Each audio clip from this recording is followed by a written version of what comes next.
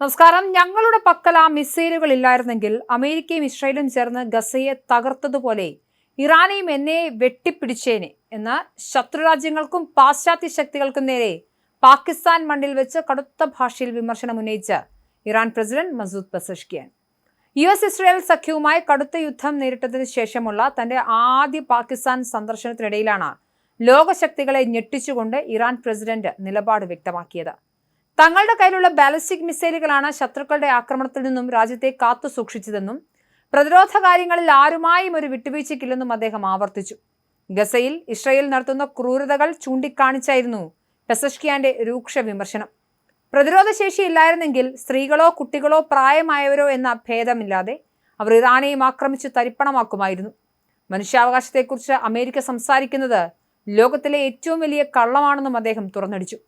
കഴിഞ്ഞയാഴ്ച അമേരിക്കയുമായി ഒപ്പുവെച്ച നിർണായകമായ 14 ധാരണാപത്രത്തിൽ ഇറാന്റെ മിസൈൽ പദ്ധതികളെക്കുറിച്ച് യാതൊരു പരാമർശവുമില്ല.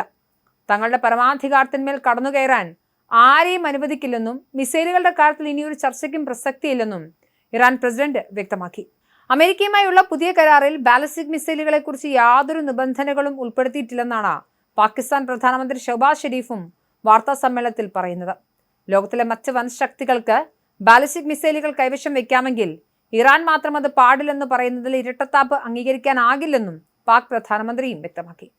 ഏറ്റവും കൗതുകകരമായ വസ്തുത, മുൻപ് ഇറാന്റെ മിസൈൽ പദ്ധതികളെ കടുത്ത ഭാഷയിൽ എതിർത്തിരുന്ന US പ്രസിഡന്റ് ഡൊണാൾഡ് ട്രംപ് ഇപ്പോൾ നിലപാട് മാറ്റിയിരിക്കുന്നു എന്നതാണ്.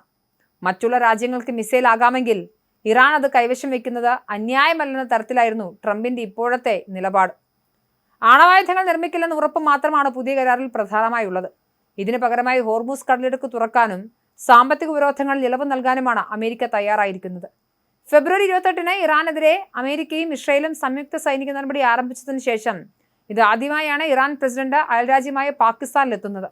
പാക് പ്രസിഡന്റ് അസീഫ് അലി സർദാരി, പ്രധാനമന്ത്രി ഷഹബാസ് ഷെരീഫ് എന്നിവരുമായും അദ്ദേഹം അതീവ പ്രാധാന്യമുള്ള ചർച്ചകൾ നടത്തി. മേഖലയിൽ സമാധാനം തിരികെ കൊണ്ടുവരുന്നതിനും യുദ്ധം അവസാനിപ്പിക്കുന്നതിനും പാകിസ്ഥാൻ നൽകിയ നയതന്ത്ര പിന്തുണയെ പെസഷ്കിയാൻ അഭിനന്ദിച്ചു. കരാർ ഒപ്പിട്ടെങ്കിലും മിസൈലുകളുടെ കാര്യത്തിൽ ഇറാൻ നിലപാട് കടുപ്പിച്ചത് വരും ദിവസങ്ങളിൽ ഗൾഫ് മേഖലയിൽ എന്ത് ചലനമുണ്ടാക്കുമെന്നാണ് അന്താരാഷ്ട്ര നിരീക്ഷകർ ഉറ്റുനോക്കുന്നത്. അതേസമയം ആണവ പദ്ധതികൾ ദീർഘകാലത്തേക്ക് അന്താരാഷ്ട്ര പരിശോധനകൾക്ക് വിധേയമാക്കാമെന്ന് ഇറാൻ സമ്മതിച്ചതായി US പ്രസിഡന്റ് ഡൊണാൾഡ് ട്രംപ് ഇന്നലെ പറഞ്ഞിരുന്നു. ഇറാന്റെ ഭാഗത്തു നിന്നുണ്ടായ വലിയൊരു വിട്ടുവീഴ്ചയാണിതെന്നും ട്രംപ് പറഞ്ഞു. പശ്ചിമേഷ്യൻ സംഘർഷങ്ങൾക്ക് അവസാനം കാണാൻ സ്വിറ്റ്സർലൻഡിൽ വെച്ച് US ഇറാൻ പ്രതിനിധികൾ ചർച്ചകൾ നടത്തി ദിവസങ്ങൾക്ക് ശേഷമാണ് ട്രംപിന്റെ അവകാശവാദം. എന്നാൽ ഇത്തരം കരാറുകളൊന്നും ഉണ്ടായിട്ടില്ലെന്നാണ് ഇറാന്റെ പ്രതികരണം. അതായത് ട്രംപ് പറയുന്നതൊക്കെ ട്രംപ് തന്നെ പിന്നീട് മാറ്റുകയും ട്രംപിന്റെ അവകാശവാദങ്ങളെ ഇറാൻ ഖണ്ഡിക്കുകയും ചെയ്യുന്ന കാഴ്ചയാണ് നമ്മൾ കാണുന്നത്. എന്തായാലും 60 ദിവസത്തേക്കായിരുന്നു വെടിനിർത്തൽ കരാറിലേക്ക് കാര്യങ്ങൾ എത്തിച്ചത്.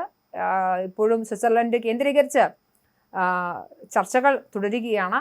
എന്തായാലും ഏറ്റവും ഒടുക്കം ശുഭസൂചനകൾ തന്നെയാണ് ചർച്ചയിൽ നിന്നും വരുന്നത്.